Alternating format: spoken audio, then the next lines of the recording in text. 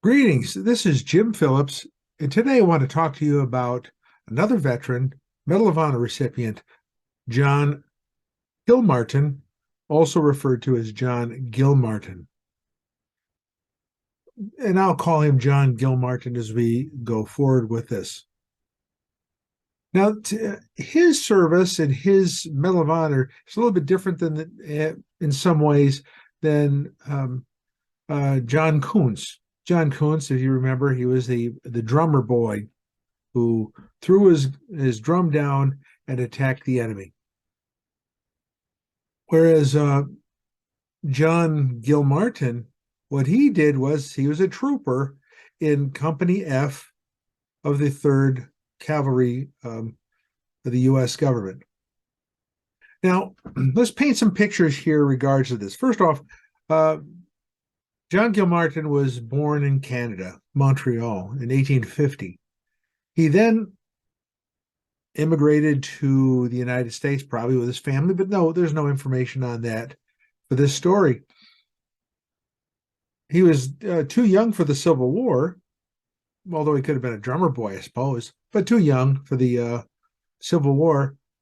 So in 1870, he joins the military, and he was assigned to F Company, 3rd Cavalry, which was stationed out west, which then takes us to what things are happening next, where things are going.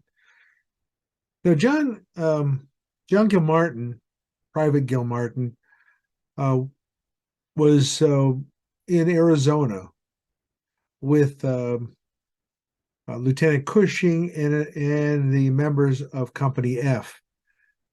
Now, let's divert. Company F was led by Lieutenant Cushing. Lieutenant Cushing was a hard-charging soldier who had some issues that he needed to prove himself. And so it was in the West he decided to prove himself. From 1861 to really 1871, the West had been generally left alone. A little police action, but not a lot, because a lot of the war effort was in the east of the Mississippi for the most part, because the Union was fighting the Confederates. But once the war ended in 1865, the troops started to look at other priorities in westward expansion.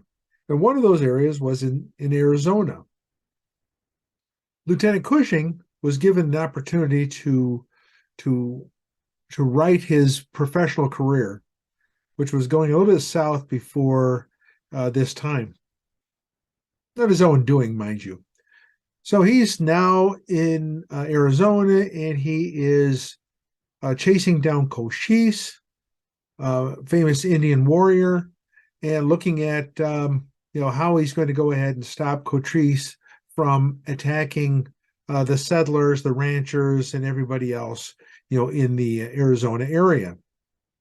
So that's the kind of the scenario that we're working with. The U.S. government is now spending all of its efforts in the West, the westward expansion, and also bringing the Native Americans to heel. In comes Lieutenant Cushing, who goes in and starts kicking butt and taking names. And taking names, what I mean by taking names, it means taking names of dead Indians. So he goes in there and wipes things out. He creates a name for himself, so much so that Cochise, Geronimo, and even Jew, J-U-H, also referred to as Woe, take notice. Now, Lieutenant Cushing doesn't pay attention to them. He just looks at expansion and the work he has to do. He's got a mission, he's going to do it. And his Company F is going to do it. In the meantime, Wu is now pretty ticked off. And Wu is in charge of a band of Indians whose position was, we're going to take this guy out. Not Gilmartin, but Cushing. So this leads us to May 5th, 1871, in the Whetstone Mountains in kind of lower Arizona. Kind of near Tombstone. If you're around there, Highway 10, you'll see that in the map over here. What happens is that Cushing hears information about a potential where he could actually ambush, the Indians. Well, the Indians pretty smart. Woe and his band of men were sitting in the waiting. These Apaches were sitting in the waiting and ready to take on Cushing. Cushing recognizes at some point that this is a trap. And because of that, he starts to back away, fighting along the way, because now the Apache are now attacking him because they also recognize it. Now, what's interesting is that this is where Gilmartin and four of his other troopers, fight back, fight gallantly to save themselves and the troop and Lieutenant Cushing. Unfortunately, Lieutenant Cushing takes a shot to the head. We're talking about an aimed shot to the head, a sniper shot to the head. Once that occurs, effectively, the Apache stop fighting and retreat. This has led observers to speculate that maybe they weren't into taking out the troop, but they were just taking out its leader, the main antagonist to the Indians, that they're saying, yeah, we're not against you guys, we're against him, Cushing, and so we're going to take him out. So that's being posited as a source, and based on some good thinking by reflections by the other Medal of Honor recipients, that once that happened, once they took down Cushing, they stopped, which then allowed everybody to leave. While they couldn't take Cushing right away because the field was still hot, they did send a group to pick up Cushing the next day. So they were able to do that. The important thing is, I guess, the takeaway on May 5th, 1871, is that Gilmartin and four other of his colleagues had received the Medal of Honor for the work that they did and the fighting that they gave and the gallantry that they showed. And even though that they did not prevail that day, gallantry did not,